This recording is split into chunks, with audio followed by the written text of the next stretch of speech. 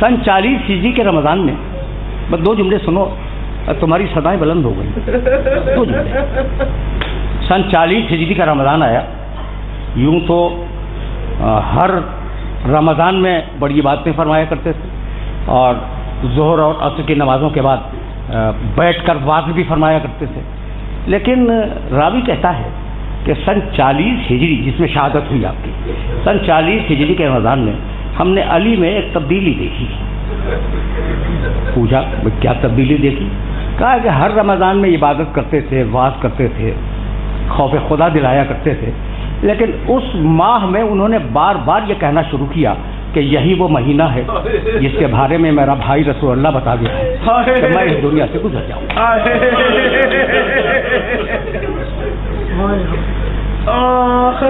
یہ علی نے روزانہ کہنا شروع کیا، روزانہ، کہ میں اس مہینے میں اس دنیا سے چلا جاؤں گا، میرا بھائی رسول اللہ مجھے بتلا گیا ہے. لوگ سنتے تھے اور گریا کرتے تھے. ایک دن درس کے بعد، تاریخ نہیں ہے کہ کس تاریخ کو رمضان کی، جب لوگ متفرق ہونے لگے تو دور سے ایک شخص نے سلام کیا. جواب سلام دیا، کہا ادھر آ. قریب آیا، کہا تیرا نام کیا ہے؟ کہا یا امیر المومنین میرا نام ہے عبد الرحمن. کہا تیرے باپ کا نام؟ کہا ملجی. کہنے لگے کیا تیرا تعلق قبیلہ مراد سے ہے؟ کہا ہاں یا امیر المومنین میں بنی مراد سے. کہا بیٹھ جا. ابن ملجم بیٹھ گیا. کہا تجھے کچھ یاد ہے کہ جب تو بہت چھوٹا سا تھا تو تیری یہودی دایا جو تجھے کھلاتی تھی، جب وہ ناراض ہوتی تھی تو تجھے تماچے مارتی تھی، اور یہ کہہ کے تماچے مارتی تھی کہ تو ناقہ صالح کی ٹانگیں کاٹنے والا ہے. وہ گھبرا گیا. کہا یا علی آپ کو تو اس کا بھی پتہ ہے؟ کہا مجھے تیرا ماضی بھی معلوم ہے، تیرا مستقبل بھی معلوم ہے. ابن ملجم میں دیکھ رہا ہوں کہ تیری تلوار سے میرے سر میں شگاف آئے. سنو انسان کیسے بدلتا ہے. تیری تلوار سے میرے سر میں شگاف آئے گا، میں دیکھ رہا ہوں. اس نے تلوار پھینک دی. کہا یا علی میں نے تو آپ کے ساتھ جنگوں میں شرکت کی ہے، بعض جنگوں میں شریک بھی ہوا تھا، میرے لیے فیصلہ تو اگر آپ یہ سمجھتے ہیں تو آپ مجھے قتل کر دیں. یہ تلوار ہے. گھور کے دیکھا، اور یہ علی کہہ سکتے تھے. کہنے لگے ہم واقعے کے ہونے سے قبل کسی کو سزا نہیں دیا.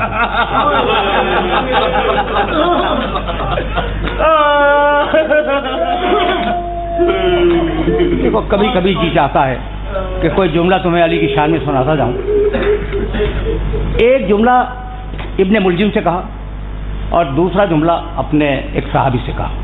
سوال یہی تھا کہ یا علی، اس نے کہا تھا کہ اگر میں قاتل ہوں آپ کا مجھے قتل کر دیجئے.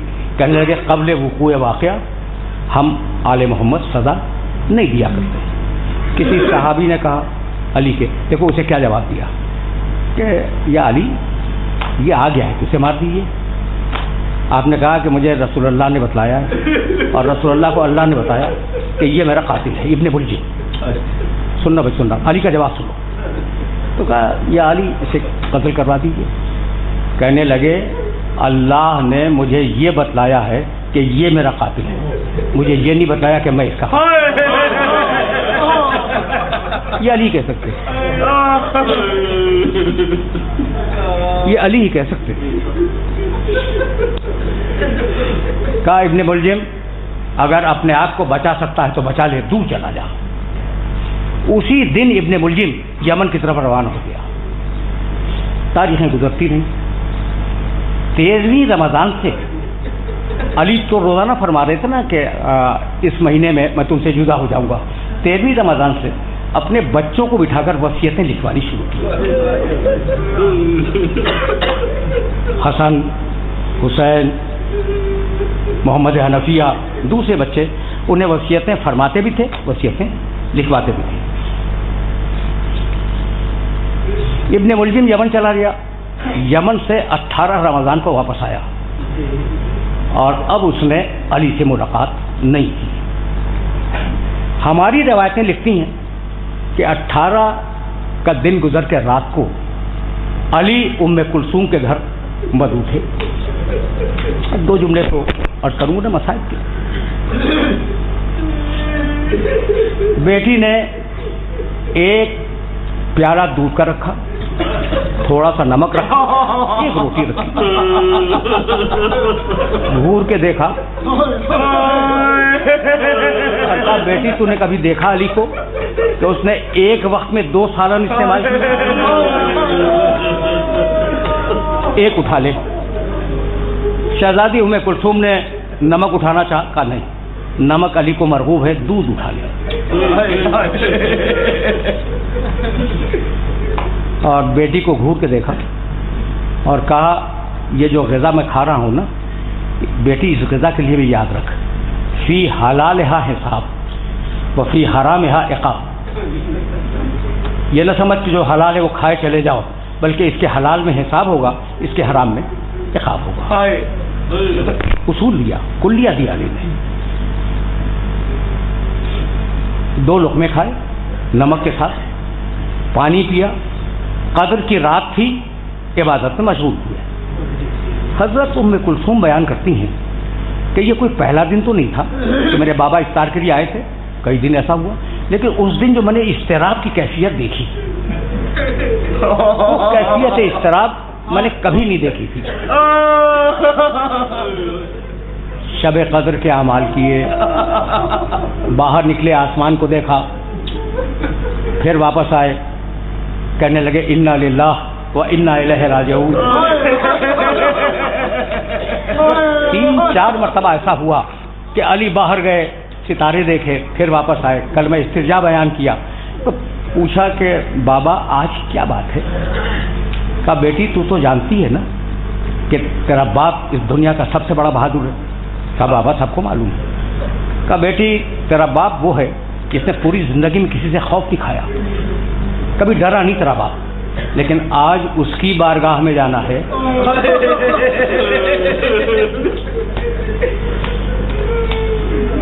2 جملے سنو, آرام سے سن لو, اس لیے کہ واقعات ان تفصیلوں کے ساتھ بیان نہیں ہوتے. آج اس کی بارگاہ میں جانا ہے جو مالک الملک ہے, جو قادر مطلق ہے, جو خالق کل ہے. تو بیٹی خوف اس کا ہے. یہ کہہ کے علی نے کہا بیٹی یہ تلواروں کی جھنکاروں کی آواز کیسی؟ آوازیں آ رہی تھیں گھر کے باہر سے, تلواروں کی جھنکاروں کی. علی خود آئے, دروازہ کھولا, دیکھا کہ حذیفہ یمانی 40 جوانوں کے ساتھ ننگی تلواریں علم کیے ہوئے علی کے گھر کا پہرا دے رہے ہیں. کہا حذیفہ یہ آخر بات کیا ہے, یہ تم یہاں پر کیوں ہو؟ حذیفہ رونے لگے. کہا مولا رمضان کے 18 دن گزر گئے اور آپ روزانہ فرماتے ہیں کہ اس مہینے میں علی اس دنیا سے چلا جائے گا, تو یہ کیسے ممکن ہے کہ ہماری زندگی میں آپ کو کوئی نقصان پہنچے؟ جملے سنو اور مجھے اجازت دے دو, تمہاری صدائیں بلند ہو گئی, میں طویل پذائب نہیں پڑھا سکتا. مولا یہ کیسے ممکن ہے کہ ہم زندہ رہیں اور آپ کو کوئی نقصان پہنچ جائے؟ تو ہم نے یہ طے کیا ہے کہ ہم رات بھر آپ کے گھر کا پہرا دیں گے تاکہ کوئی دشمن حملہ نہ کر سکے. ایک مرتبہ گھور کے دیکھا حذیفہ کو اور کہا حذیفہ میں کون ہوں؟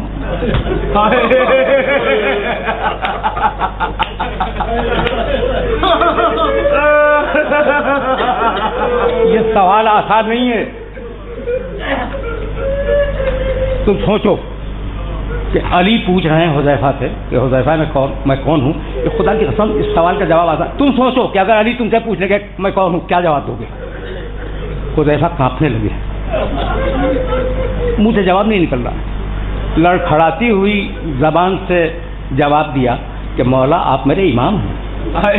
کہا حذیفہ میں تمہیں حکم دیتا ہوں کہ واپس جاؤ,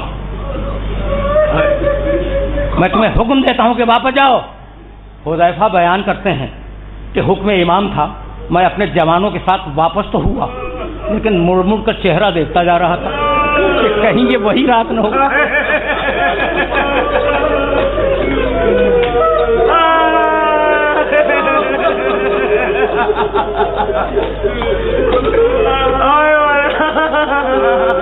کہیں یہ وہی رات نہ ہو جس میں میرا مولا مجھ سے جدا ہو جائے، لیکن حکم امام تھا، میں واپس آ گیا۔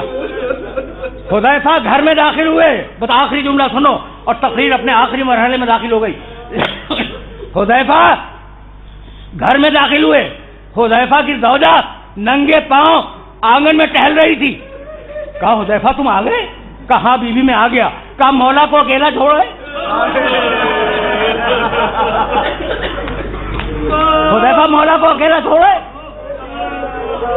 کہا بیوی تسلی رکھ، میں خود نہیں آیا، میرا مولا امام ہے، اس نے حکم دیا کہ واپس جاؤ، میں آ گیا۔ اور یہ کہہ کے تسلی دی کہ بی بی تسلی رکھ، تو جانتی ہے نا کہ وہ قاتل مرحب و انتر ہے، وہ فاتح خیبر ہے، کسی کی مجال ہے کہ اسے ٹیڑھی آنکھ سے دیکھ سکے، تسلی رکھ۔ یہ کہہ کے حذیفہ نے تلوار پھینکی، تکیے پہ سر رکھا، کچھ دعاؤں میں مشغول تھے کہ ایک مرتبہ آنکھ لگ گئی۔ حذیفہ کی زوجہ نے جھنجھوڑ کے جگایا کہ حذیفہ کوئی آواز سن رہے ہو؟ حذیفہ ننگے پاؤں گھر سے باہر نکلے تو دیکھا کہ مسجد کے ستون ٹکرا رہے ہیں، آندھی آ رہی ہے، اور کوئی آواز دے رہا علاقت قتل امیر المومنین۔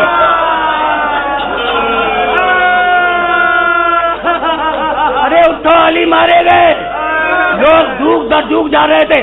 بس آخری جملہ سنو، مجھے نہیں ملتا کہ جب یہ آواز بلند ہوئی علاقت قتل امیر المومنین تو شہزادیوں کا عالم کیا ہوا، لیکن اتنا ملتا ہے کہ دروازے تک آ گئی تھی، زینب بھی دروازے پہ تھی، ام کلثوم بھی دروازے پہ تھی۔ آج بابا کے انتقال کی خبر سن کر دروازے تک آئی ہے، اور کل جب منادی آواز دے گا الا قتل الحسین و بکربلا، الا ذبح الحسین و بکربلا، تو یہ بیوی